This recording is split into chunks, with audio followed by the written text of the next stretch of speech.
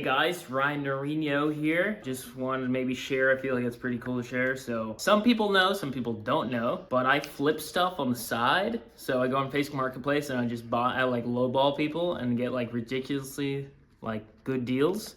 Like this lawnmower I bought right before we went down to Ruta 40 in Argentina for $100, and I fixed it, put like an hour of time into it to fix the carburetor, and then I bought a battery, so it was like $35 at Walmart. So let's say we have about $150 into it.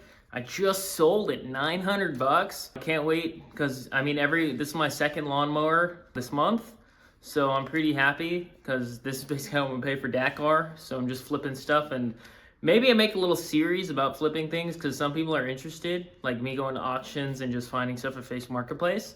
So, you know, pretty stoked, $900, just put it in the cash machine. So what do? You clean carburetor? Yeah, so just clean the carburetor, put fresh gas in it, put a battery in it, and put WD-40 on the tires and just make it look nice, and it's perfect. What do you do with the seat? I put the expanding foam that you put in a window in construction, so then it can fill the gaps because there's holes in it.